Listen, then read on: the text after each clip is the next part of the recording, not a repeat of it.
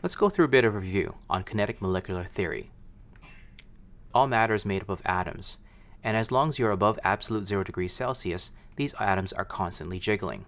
In fact, the jiggling of these atoms dictates what temperature is, which is the average kinetic energy of the molecules in the system.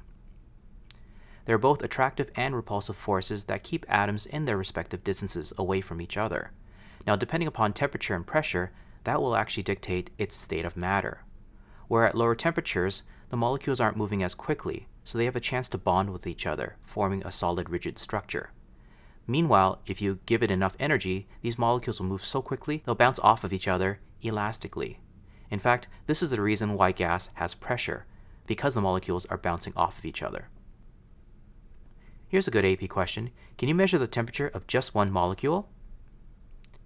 And the answer, unfortunately, is no. You have to take a look at the definition of temperature, which is the average kinetic energy of all the molecules in a system. Let's take a look at this device in a bit more detail. But before we talk about Joule's apparatus, let's fast forward to today, at Costco.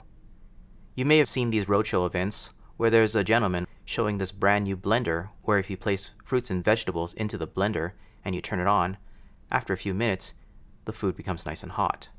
No, there's no heating element inside, they're not using microwaves. Instead, it has to do with the fact that there's a blade inside that's constantly agitating the food. And as it agitates the food, the molecules begin to shake and vibrate faster. That's what increases its internal thermal energy. And that's what heats up the food. And we knew about this back 200 years ago with Joule's apparatus, where in his contraption, a weight outside pulls on a string. That causes the paddles to spin. And as the paddles spin, it causes the temperature of the water to heat up. So here's another good AP question. The increase in the water's temperature occurs because of what?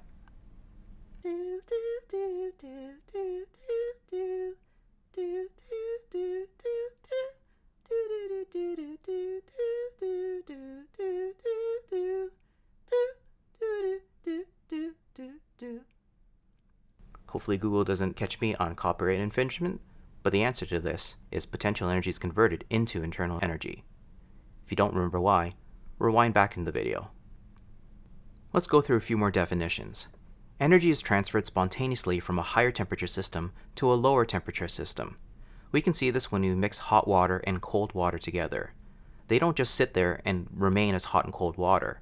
Instead, the molecules interact with each other such that, through conduction, the faster moving molecules collide with the slower moving molecules and transfer their energy.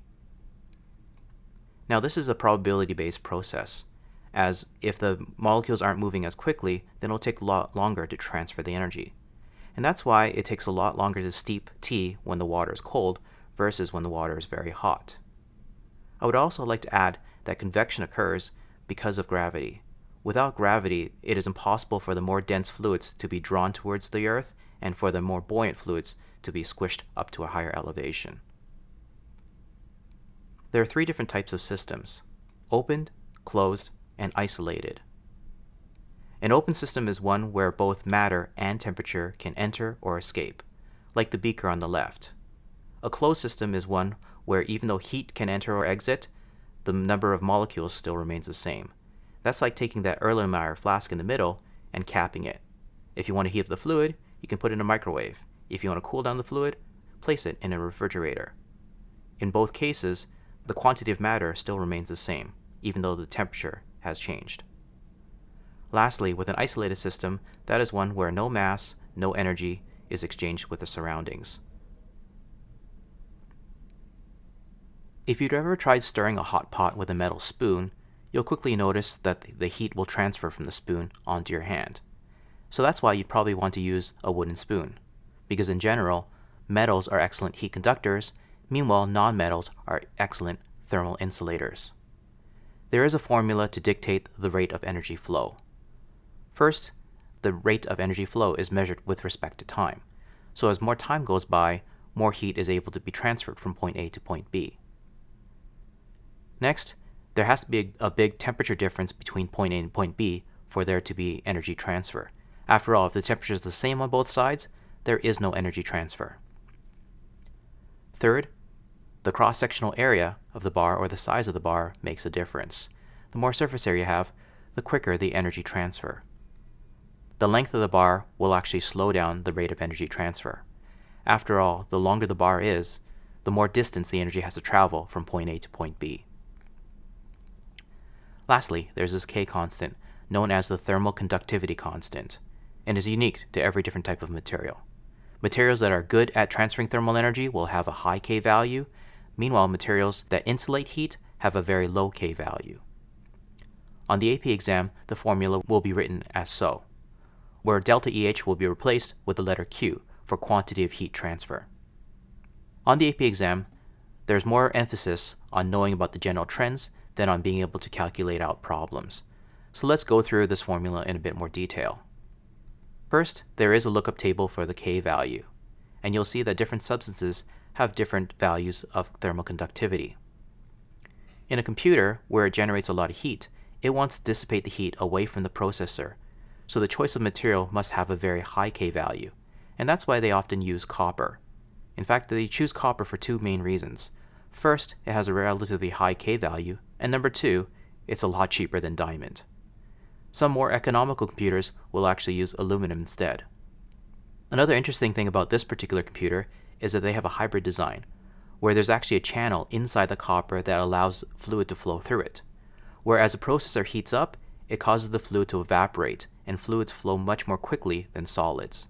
So the fluid will evaporate and then condense on the larger plates, turn back to a fluid again, and the process repeats itself. We can also talk about the other extreme as well, thermal insulators. If you take a look at goose down, it has a very low K constant, and we want that. We want a jacket that's not good at transferring our body heat into the environment.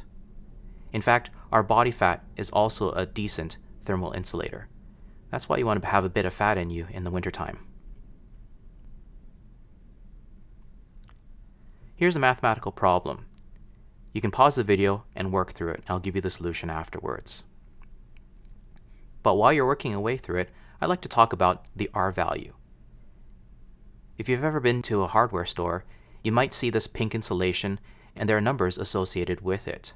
And the R value is actually the ratio between thickness of the insulator versus its K value.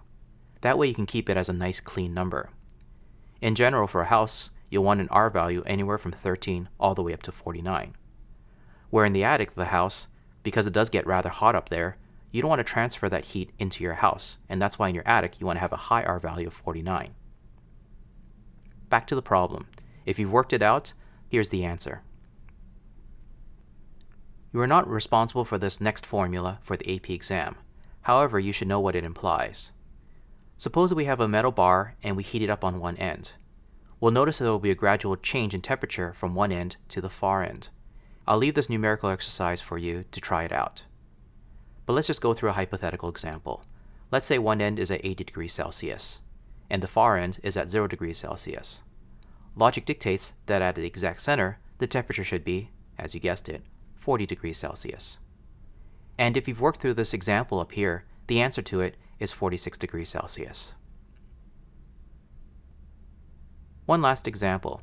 Let's say we so happen to connect copper to an unknown material, and we measure the temperature difference between the left-hand side of the copper to the far right-hand side of the unknown material, and we observe this particular temperature difference. The question of the day is, which material has a higher K constant?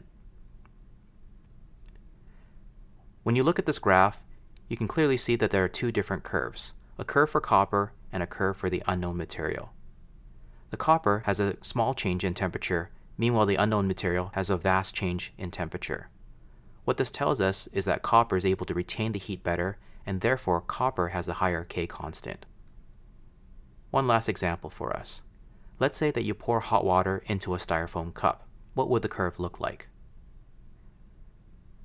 Since styrofoam is a thermal insulator, it's not going to conduct much heat at all, so the temperature of the hot water won't decrease by much. Also, there will be a vast temperature difference at the surface of the styrofoam.